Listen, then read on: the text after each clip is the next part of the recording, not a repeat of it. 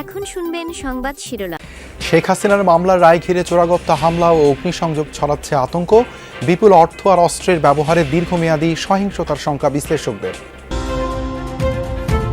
রংপুরের ব্যবসায়ী আশরাফুলকে ফাঁদে ফেলে অর্থ আদায় ছিল হত্যাকারী জরেজ ও তার প্রেমিকার টার্গেট, জানালো র্যাব। নয়াপাড়া গ্রামে খণ্ডিত মরদেহের দাফন সম্পন্ন। বরিশাল বিভাগের হেডকোয়ার্টার হিসেবে বিবেচিত ৫ সংসদীয় আসনটি ফিরে পেতে চায় বিএনপি। অবস্থান পাকাপোক্ত করতে মরিয়া ইসলামী দলগুলো। গাজীপুরের কোনাবাড়িতে একটি ফ্ল্যাট থেকে এক নারী পোশাক শ্রমিকের রক্তাক্ত মরদেহ উদ্ধার করেছে পুলিশ। বর্তমান ডেঙ্গু পরিস্থিতি উদ্বেগজনক নয়, তবে ডেঙ্গু পরিস্থিতি নিয়ন্ত্রণে রাখতে মশক নিধন কার্যক্রম জোরদার করা হয়েছে। আসসালামু আলাইকুম। এতক্ষণ দেখছিলেন সংবাদ শিরোনাম, এখন দেখবেন বিস্তারিত। রংপুরের কাঁচামাল ব্যবসায়ী আশরাফুল হককে প্রেমের ফাঁদে ফেলে অন্তরঙ্গ মুহূর্তের ভিডিও ধারণ করে টাকা আদায় করার টার্গেট ছিল জরেজ ও প্রেমিকা শামীমার। সকালে কাউরান বাজারের র্যাব মিডিয়া সেন্টারে আয়োজিত সংবাদ সম্মেলনে এই তথ্য জানায় র্যাব ৩-এর অধিনায়ক লেফটেন্যান্ট কর্নেল ফায়েজুল আরেফিন। বলেন, গেল রাতে কুমিল্লা থেকে গ্রেপ্তার করা হয় শামীমাকে। এর আগে মূল হোতা জরেজকে গ্রেপ্তার করে ঢাকা মহানগর গোয়েন্দা পুলিশ। প্রাথমিক জিজ্ঞাসাবাদ শেষে র্যাব জানায়, জরেজ ও শামীমা মিলে ১০ লাখ টাকা আদায়ের পরিকল্পনা করে আশরাফুলকে ঢাকার শনির আখড়ায় নিয়ে আসে। পরে চেতনানাশক ব্যবহারে আশরাফুলকে অচেতন করে অন্তরঙ্গ মুহূর্তের ভিডিও ধারণ করে জরেজ। কিন্তু টাকা আদায় না করেই কেন হত্যা করা হলো সে রহস্য উদ্ঘাটনে জিজ্ঞাসাবাদ করছে র্যাব।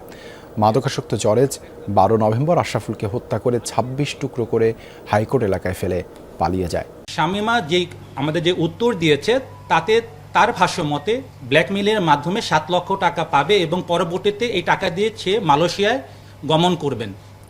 এবং আমরা এটাও দেখতে পাই যে জরেজের মোবাইল বিশ্লেষণ করে যে সে অলরেডি মালয়েশিয়া যাওয়ার জন্য সে পাসপোর্ট সংগ্রহ করার জন্য সে অলরেডি তার পাসপোর্ট অফিসও তার প্রস্তুত রয়েছে পাসপোর্ট। রাজধানীর জাতীয় ঈদগাহ মাঠের পাশ থেকে খণ্ডিত অবস্থায় উদ্ধার হওয়া আশরাফুল হকের জানাজা ও দাফন সম্পন্ন হয়েছে। সকাল 8:30টায় রংপুর বদরগঞ্জের নয়াপাড়া গ্রামে জানাজা শেষে পারিবারিক কবরস্থানে সমাহিত করা হয় আশরাফুলকে। এর আগে গভীর রাতে কাঁচামাল ব্যবসায়ী আশরাফুলের মরদেহের খণ্ডিত ২৬টি টুকরো নেওয়া হয় তার গ্রামের বাড়িতে। গত বৃহস্পতিবার সন্ধ্যায় রাজধানীর জাতীয় ঈদগাহ মাঠের পাশের সড়ক থেকে ২ ড্রাম ভর্তি খণ্ডিত মরদেহ উদ্ধার করে পুলিশ।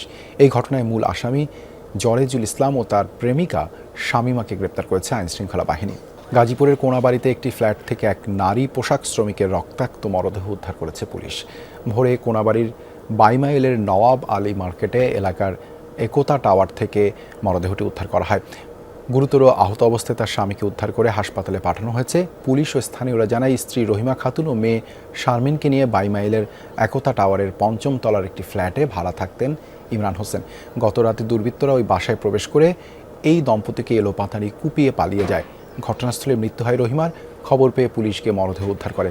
গুরুতর আহত স্বামী ইমরানকে হাসপাতালে এবং মরদেহটি মর্গে পাঠায় পুলিশ। নিহতের মেয়ে শারমিনকে হেফাজতে নিয়ে জিজ্ঞাসাবাদ চলছে। এ বিষয়ে আইনগত ব্যবস্থা প্রক্রিয়াধীন রয়েছে বলেও জানিয়েছে পুলিশ।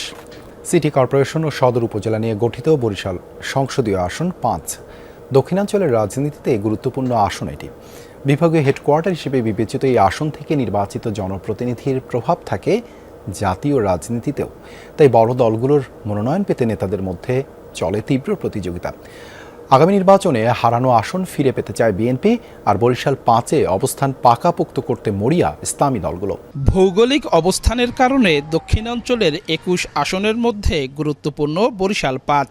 ৩২৫ বর্গ কিলোমিটার আয়তনের এই আসনে রয়েছে বিভাগীয় শহর ও সিটি কর্পোরেশন। বরিশাল ৫ আসন থেকে নির্বাচিত সংসদ সদস্যের প্রভাব থাকে দক্ষিণের রাজনীতিতে। এছাড়া সরকারের দায়িত্বশীল পদেও থাকেন এই আসনের বিজয়ী প্রার্থী।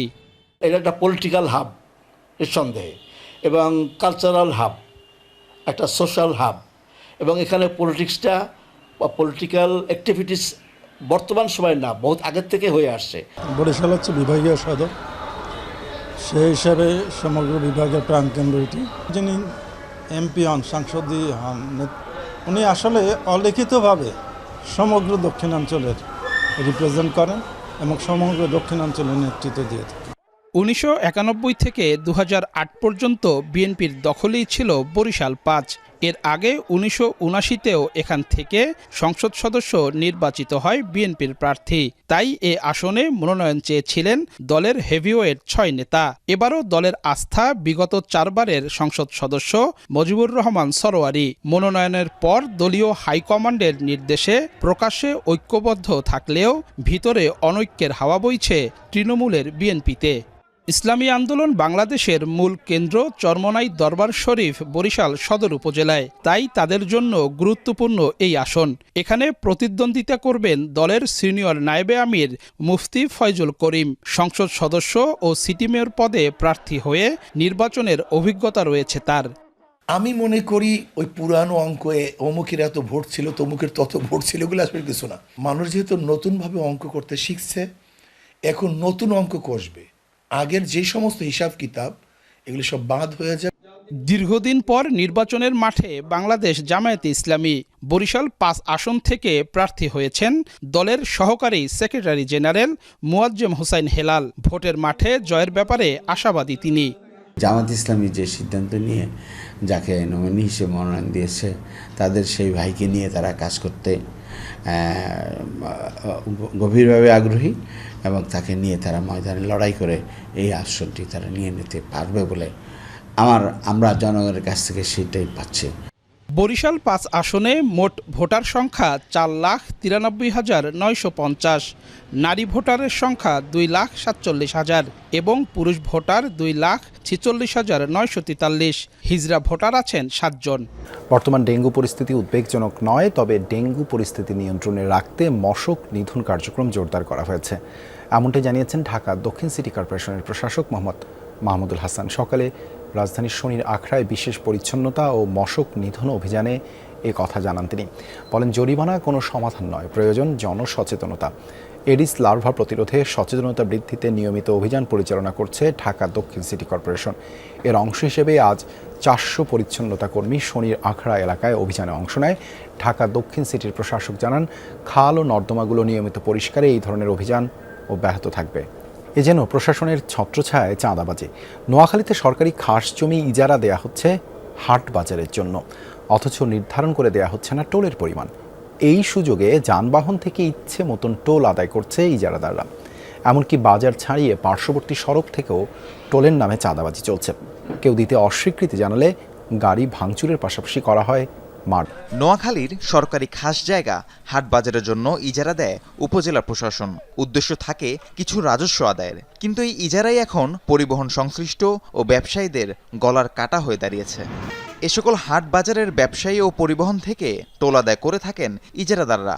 অভিযোগ রয়েছে, উপজেলা প্রশাসন থেকে টোলের পরিমাণ নির্ধারণ করে না দেয়ায় আদায় করা হয় বাড়তি টাকা। অভিযুক্তদের দাবি, যতটুকু খাস জমি ইজারা দেয়া হয় সেখানে বাজার বসিয়ে লাভ হয় না, তাই মহাসড়কের পাশ থেকেও নেওয়া হয় টোল। 80 লাখ টাকা নিছে বাজার ইজারাদার। খাসের জায়গা ওখানে কম, খাসের জায়গা নাই বলতে বোঝা যায়। আর আপনার ওই যে হাইওয়ে সাইডে বসি কিছু খাজনা টাজনা আমরা নিচ্ছি,